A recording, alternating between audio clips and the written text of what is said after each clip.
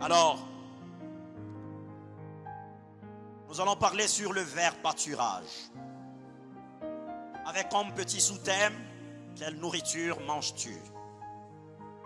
Nous parlons sur le verbe pâturage avec comme sous-thème, quelle nourriture manges-tu?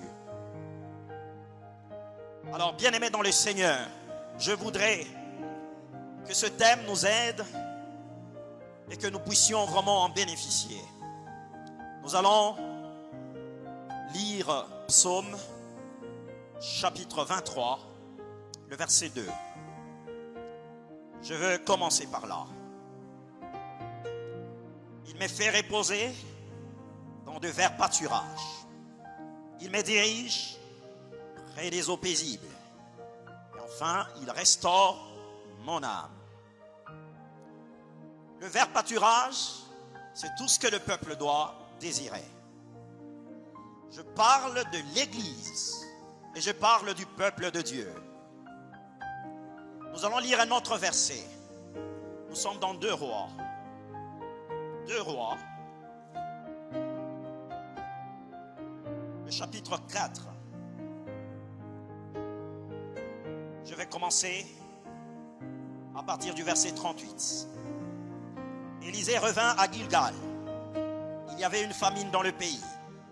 Comme les fils de prophètes étaient assis devant lui, il dit à son serviteur, mets le grand pot et fais cuire un potage pour les fils de prophètes. 39.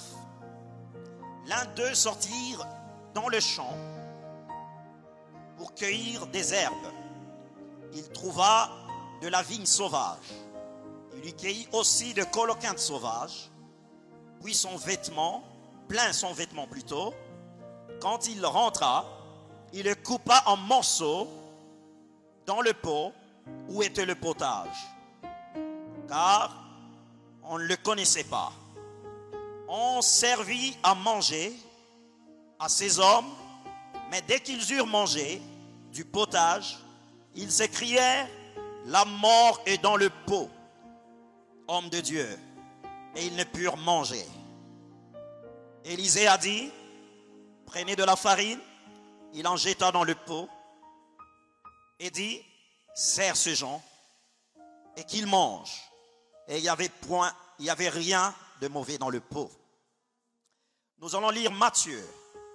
Excusez-nous de lire pour que quand nous allons aborder, nous allons continuer sans arrêt. Matthieu, chapitre 14. Matthieu, chapitre 14. Nous allons lire le verset 19. Il fit asseoir la foule sur l'herbe, prit le 5 pains et les 2 poissons, et levant les yeux vers le ciel, il rendit grâce. Puis il rompit le pain et leur donna aux disciples qui le distribuèrent à la foule. Le verset 20 dit ceci. Tous mangèrent et furent rassasiés, et l'on emporta 12 paniers pleins de morceaux qui restaient. Ceux qui avaient mangé étaient environ 5000 hommes, sans les femmes et les enfants. Je parle du verbe pâturage. Nous sommes pasteurs, serviteurs de Dieu, prophètes, évangélistes, quel que soit le titre par lequel on nous appelle, liés au ministère que Dieu nous a donné, ou certains liés à l'autoproclamation. Qu'à cela ne tienne, ça ce n'est pas mon problème. Mais je veux m'attarder sur le verbe pâturage. Et en sous-thème, quelle nourriture manges-tu? Ces derniers temps, j'ai reçu mandat de Dieu de parler et aux hommes de Dieu et au peuple de Dieu. Le verbe pâturage, ou la nourriture que nous mangeons, doit procurer notre bonne santé. Quand on mange la bonne nourriture, on est en très bonne santé, mais quand on mange la mauvaise nourriture, on est en mauvaise santé. Et nous, quand nous venons à l'église, peuple de Dieu, nous venons pour y avoir de la nourriture.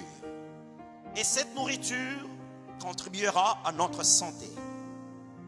Il y a un constat, loin d'être une prophétie, il y a un constat que nous remarquons que la qualité des fidèles de ce siècle, de ce jour, est en train de plus en plus de se détériorer. On se rend compte qu'il y a des chrétiens qui mélangent tout. Nous l'avons parlé le dimanche passé.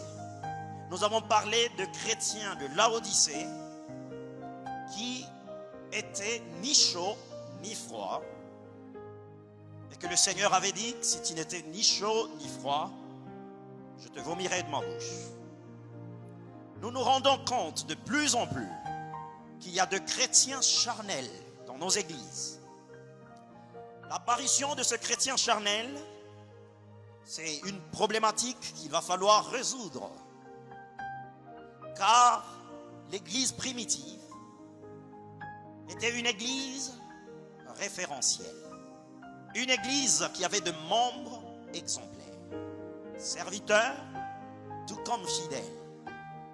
Et c'est de ça que le Seigneur veut et qu'il cherche à la vie de son peuple. Puisque nous avons constaté cette forme d'hybride à l'église. On touche à ceci, on touche aux choses de Dieu. Et puisqu'on a remarqué qu'il y a cette forme de chrétien charnel, alors il faut résoudre la problématique. Tout cela nous vient. Je pense que lorsqu'on veut être dans le vrai pâturage, il faut avoir le bon berger. Si vous lisez le verset 1 du chapitre 23 de Psaume, la Bible commence par dire « L'Éternel est mon berger, je ne manquerai de rien. Il me fait reposer dans de verts pâturages. » C'est qu'il faut avoir un bon berger.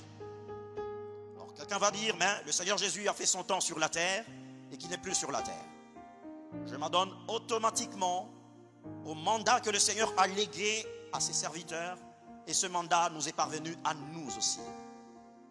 Il a dit, allez, faites de toutes les nations mes disciples. C'est que, en d'autres termes, le Seigneur nous a légué le mandat d'être de petits bergers et lui étant le bon et le grand berger. Tous les serviteurs de Dieu sont de petits bergers, à la tête d'un troupeau sur lequel le Seigneur les a établis. Donc, pour être dans le vrai pâturage, il va falloir être un bon berger qui sait cerner et discerner le bon pâturage et le vrai pâturage pour pouvoir nourrir ce brebis et qu'il soit en très bonne santé. Alors, nous devons en premier étudier la vie de ce petit berger que nous sommes en tant que pasteurs et serviteurs de Dieu, prophètes, apôtres, peu importe l'appellation. Cela importe peu parce que ce qui m'intéresse, c'est le vrai pâturage. Il faut connaître que celui qui est petit berger et qui est censé conduire le berger doit effectivement le conduire vers le vrai pâturage. Lui-même doit être d'abord un exemple. À cela, j'en appelle à la vigilance de tout le peuple de Dieu du monde entier que pour identifier les bons bergers, on ne l'identifie pas avec l'accoutrement. Pour identifier les bons bergers, on ne l'identifie pas à cause d'un véhicule. Pour identifier un bon berger, on ne l'identifie pas à cause de la beauté ou je ne sais pas, des aspects extérieurs. L'identification du bon berger, je parle de petit berger entre guillemets, s'identifie au travers du résultat spirituel que Jésus nous a donné. Il a dit ceci, on le reconnaîtra au travers de leurs fruits. Nous, petits bergers, nous ne devons pas verrouiller notre vie. Le peuple sur qui nous sommes établis a l'obligation de savoir quelle est notre vie privée, notre vie familiale, notre relation intime avec le Seigneur. Qu'est-ce que nous avons comme temps d'intimité avec Dieu? Qu'est-ce que nous avons comme temps de préparatifs au travers de la parole de Dieu que nous lisons? Notre degré de prière est très important par rapport au peuple que nous encadrons. Le peuple a l'obligation de faire le constat que notre pasteur est continuellement sur les réseaux sociaux, 24 heures sur 24. Le conseil de l'église a l'obligation de rassembler ou de réunir le pasteur, ou d'appeler le pasteur, s'il vous plaît, excusez. De poser des petites questions du genre, est-ce que nous vous voyons 24 heures sur 24 sur les réseaux sociaux? Est-ce que avez-vous le temps de prier? C'est pas l'église où le pasteur est le chef coutumier. C'est lui qui a le mot à dire et plus personne n'a rien à lui reprocher. Tout ça, nous sommes dans l'identification de bons bergers. Et pourquoi l'identification des bons bergers? Parce que nous avons besoin d'être dans le vert pâturage. Et qui peut donner le vert pâturage? C'est le bon berger. Quand le berger n'est pas bon, il ne conduit pas vers le vert pâturage. Autrement dit, nous devons suivre la vie de ceux qui nous parlent. Et j'en appelle à tout le peuple de Dieu de sortir de la naïveté. Ne prêtez pas votre oreille à n'importe qui, car il y a des loups ravisseurs, car il y a des mercenaires qui, en voyant le loup, ils fuient et ils abandonnent le brebis. Il y a des gens qui sont là juste pour leurs intérêts, pour se faire de richesse, de l'argent, pour aller plus loin dans leurs affaires, dans leur commerce. Je pense que le Seigneur Jésus en a fait mention lorsqu'il est entré dans le temple, dans Luc chapitre 19, verset 46. Il a dit que ma maison sera appelée la maison de prière, mais vous en avez fait une caverne de voleurs. Nous avons besoin d'identifier le berger qui est en face de nous. Et vous savez, le bon berger, il n'a pas du mal lorsqu'on lui reproche. Le bon berger ne se dérange pas lorsqu'on lui pose la question sur sa vie de prière. Et vous savez, le verset préféré de ceux qui ne sont pas de bons bergers, il recourt à des versets tels que double honneur aux serviteurs de Dieu. Je n'en disconviens pas. Poser une question sur une identité spirituelle et de la manière dont on est en train de se conduire. Et je pense que la structuration de l'église est censée mettre une équipe d'anciens et de sages qui doivent suivre minutieusement la vie du pasteur, petit berger. Parce que son intimité avec le Seigneur a comme répercussion le vert pâturage. Et l'autre caractéristique de mauvais berger, c'est que quand vous vous mettez à lui poser des amples questions sur son intimité avec le Seigneur, étant donné qu'on voit quelque chose de louche, ils ont un verset préféré. Ils disent, ne touchez pas à mes oins. Toucher à mes oins, c'est quelque chose qu'il faut expliciter d'ailleurs. Toucher à mes oins, ça veut dire je viens avec un projet maléfique, je veux te nuire, je veux te détruire. Mais quand je viens avec des questions nobles t'aidant à perfectionner ton intimité avec Dieu, ce n'est pas toucher à mes oins. Quand je viens avec une exhortation te ramenant à la vigilance, ce n'est pas toucher à mes oins. Donc je comprends qu'il est très impérieux et très important d'identifier les bons bergers.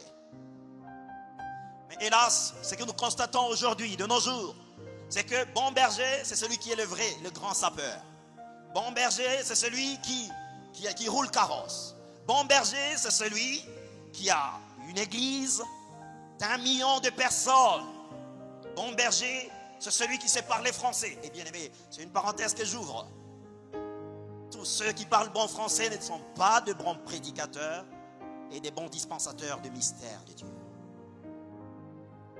Nous avons été sauvés par des personnes que le Seigneur a utilisées, parlant Swahili, parlant Kilubakat, des personnes qui n'avaient aucune instruction, comme la Bible dit au sujet de Pierre, que c'était des personnes reconnues pour avoir été avec Jésus. Mais leur caractéristique, c'était des personnes sans instruction. Mais le peuple a remarqué simplement qu'ils étaient en train de parler en langue, qu'ils étaient en train de suivre Jésus. Cela leur accordait une notoriété spirituelle, pouvant être les dispensateurs du mystère de Dieu. Et pourquoi nous avons choisi ce thème d'ailleurs, qui n'est qu'une introduction ce jour? C'est pourquoi? Parce que quand quelqu'un vient à l'église, l'église c'est le dernier rempart. Après le voyage en Inde pour une opération délicate, après le voyage, je ne sais pas, aux États-Unis pour des soins dans un grand hôpital. Non, les États-Unis peuvent être bloqués, eux et leur médecine développée, la France et tout et consort, ils peuvent être bloqués. Ce qui ne peut pas être trouvé nulle part ailleurs ne peut se trouver qu'à l'église et dans la maison de Dieu. C'est ainsi que j'en appelle au peuple de Dieu à faire une véritable vigilance sur le berger, l'identification de son identité, si je peux permettre cette tautologie. Savoir qui est la personne qui a la tête. Ça va vous aider à avoir le bon pâturage. Ça va vous aider à avoir le vert pâturage. Être réellement avec de bonnes personnes. Ça, c'est très important. Donc, personne n'est intimide en disant, ne touchez pas à mes oins. Mais pasteur, je ne suis pas venu pour vous faire du mal. Je ne suis pas venu pour vous empoisonner. Je ne suis pas venu pour vous arrêter. Mais je suis venu pour vous reprocher. Je me rappelle, alors que j'avais à peine 14 ans, ou 15 ans, j'ai appris qu'il y avait un grand serviteur de Dieu, dont j'étais le nom. Ce serviteur de Dieu a fait quelque chose avec une équipière, une sœur avec qui on passait du temps dans la prière. Il a été logé chez eux à la maison et dans la nuit, il voulait la violer, il voulait coucher avec cette sœur. Tellement qu'on était enflammé de la crainte de Dieu, la sœur a refusé. Et quand la sœur a refusé, elle est venue, elle m'en a parlé. 2 jours plus tard, c'était à Luena. J'ai voyagé, je suis allé à Colosie. J'apprends que cet homme de Dieu était arrivé, puisque c'est une grande communauté. Il recevait des gens, il imposait les mains aux gens, il priait pour les gens. Oh, j'étais en colère sainte. Imaginez-vous, avec mon âge de l'époque, je suis allé où il était logé. J'étais sur la liste des personnes qui devaient recevoir. Il a reçu tout le monde parce qu'il avait la notoriété. Les gens avaient de la considération, aspect extérieur. Celui qui sonde le cœur et le rein, c'est Dieu. Il a reçu tout le monde et peu après, c'était mon tour d'être reçu. Il me reçoit et il me dira, oui fils, qu'est-ce que je puis faire pour toi? Je lui ai dit, son éminence, je vous demande une chose. Je vous demande une chose, de vous sanctifier, de sortir du péché, d'enlever votre comportement impudique et enfin de servir Dieu. Il a crié haut et fort, je veux te maudire, je veux te maudire. J'ai dit haut et fort, la malédiction sans cause et sans effet. J'étais rempli du Saint-Esprit et j'avais du respect pour lui en âge et en prééminence dans l'œuvre. Mais quant au comportement impudique, je ne pouvais pas cautionner. C'est ça qui se passe aujourd'hui avec plusieurs enfants de Dieu, plusieurs serviteurs de Dieu. Tu es dans une église, tu es dans une congrégation, pour toi, c'est le bâtiment, pour toi, c'est l'opulence, pour toi, c'est le beau cadre. Le beau cadre ne donne pas le vert pâturage. Le vestimentaire du pasteur ne donne pas le vert pâturage.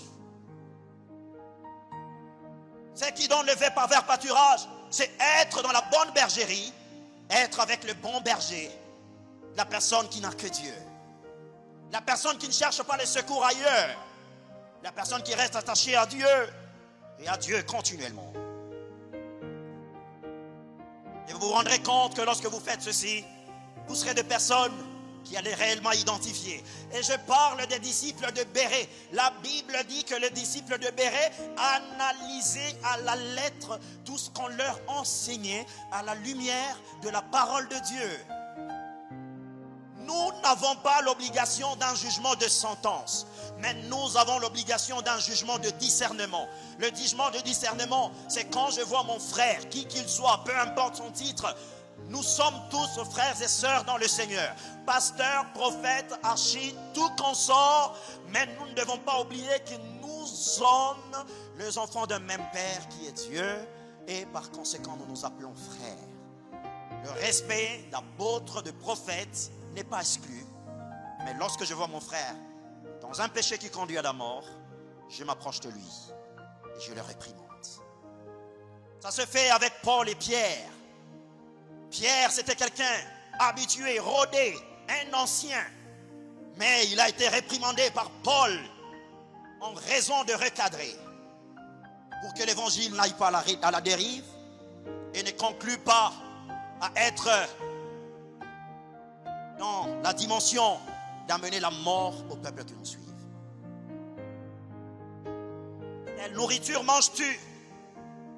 La Bible dit que le prophète Élisée, arrivant à Gilgal, il y avait tellement une famine, telle que le fils du prophète voulait manger. Ils ont préparé un potager. Et quand ils ont préparé le potager, la Bible dit qu'un de leurs est entré, un des fils de prophète. Il est entré dans la forêt. Il a coupé des herbes, des oliviers sauvages. Mais il a coupé aussi ce qu'on appelle coloquintes sauvages. Il les a découpés, il a mis tout plein dans son habit. Comprenez l'expression jadis. Il a mis tout plein dans son habit, on coupe et on mélange dans le potage. Et quand ils étaient en train de manger dans ce grand pot que l'homme de Dieu Élisée avait placé, et quand ils mangent, automatiquement, ils se sont tous écriés, la mort est dans le pot. Ça, beaucoup de gens ne comprennent pas. Tu viens à l'église, mais tu te rends compte que tu es de plus en plus impudique. Mais regarde la vie de ton pasteur. Tu viens à l'église, mais tu te rends compte que même le mensonge que tu n'avais pas par l'éducation familiale, tu te rends compte que le mensonge apparaît dans ta vie. C'est qu'il y a un seul problème, tu dois revoir dans la vie du berger, alors que toi, tu as la bonne volonté de craindre le Seigneur.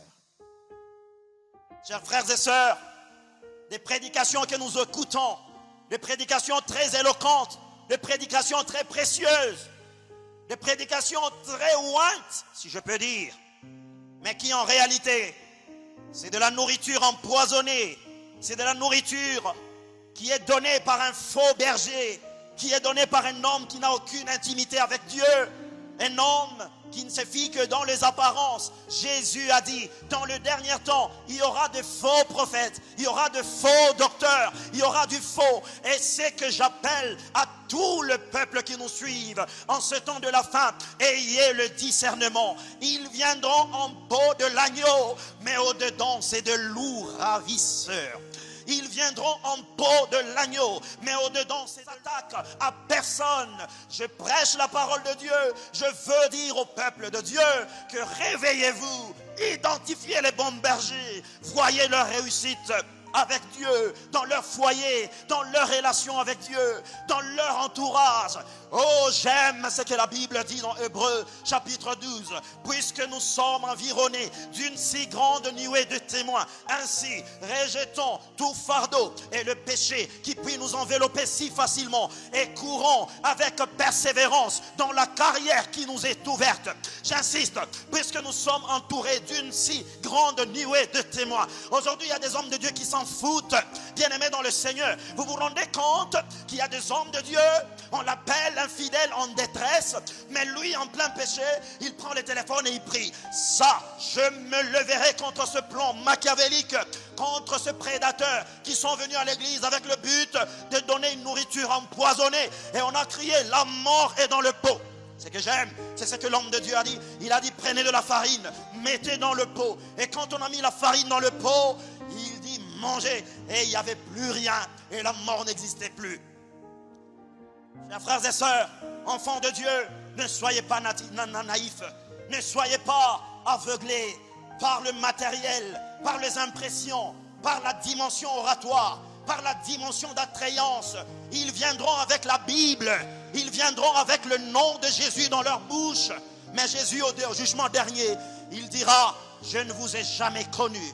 Ce qui importe, bien-aimé dans le Seigneur, c'est que tu puisses recevoir le vrai pâturage dans lequel tu vas recevoir la bonne parole de Dieu.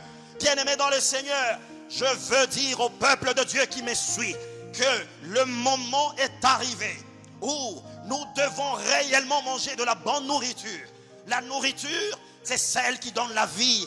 Oh, que le malade peut être guéri simplement parce que l'homme de Dieu qui a communiqué ces choses ne communique pas de paroles persuasives, mais il communique l'esprit.